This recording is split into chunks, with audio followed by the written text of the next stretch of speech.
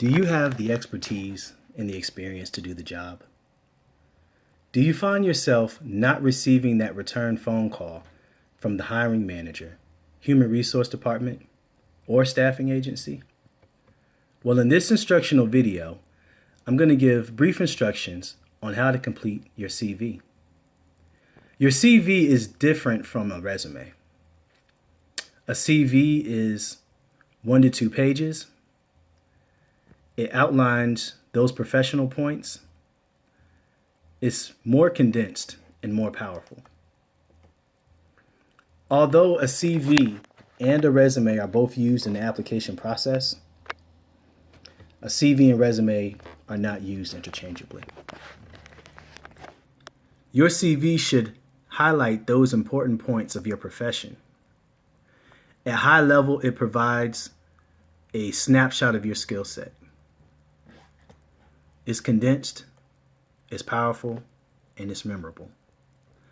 In this instructional video, we're going to cover sections of your CV, and these sections that we'll cover are contact information, research and interest, which should match the specific job that you're applying for, your professional experience, your education or certification, honors and awards, and memberships or any affiliations that you belong to.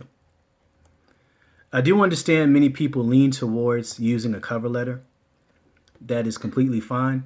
My personal experience, I haven't had much luck with the cover letter, and I've also found that hiring managers just briefly look at the cover letter. They don't really use it in their consideration process. And being honest, human resources and hiring managers realize that you're interested in the job. That's why you're applying. So a powerful CV can take the place of a cover letter and get the point across that you're trying to apply. I'm going to be going back and forth from my computer screen. I'm going to actually show an example of my CV, and we'll cover these topics together. All right, bear with me. So first we have the summary. The summary should just be a brief description of your profession. In my summary, I actually have that I have my 9 years of experience in my area of expertise, drug safety and pharmacovigilance, specifically in the realm of operations, coordination, and surveillance. Following that in your summary, we should begin to start adding bullet points, just high-level points that outline your experiences. Typically, I found that it's helpful for a CV to have a section that's called research or interest. This section should be specific to the job that you're applying for.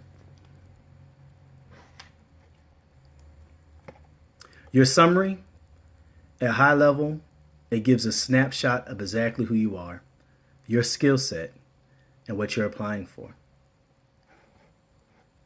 So I'm going to show a few more points of that. Here is my summary. Within my summary, I just briefly go over and describe some of my area and skill sets that I have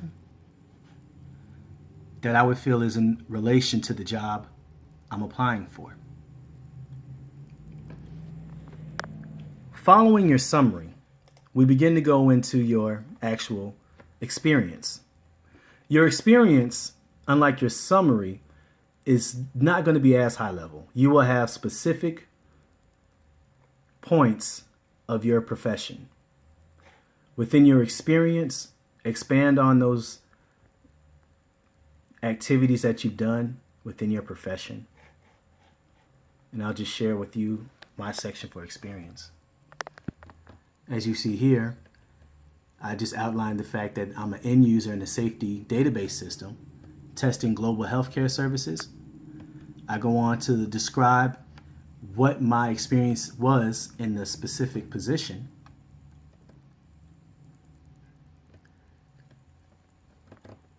This covers the individual case safety reporting that I was doing within the position at that time. It's very important to list your education and your certifications. Within this section, list your degree or degrees, the university that you attended, the program, and your date of graduation. I realize that many of us are going to school now for our 4-year degree. So what I've often done in this section, I put the degree and I'll list that section is in process. It's a truthful statement. I don't want to mislead.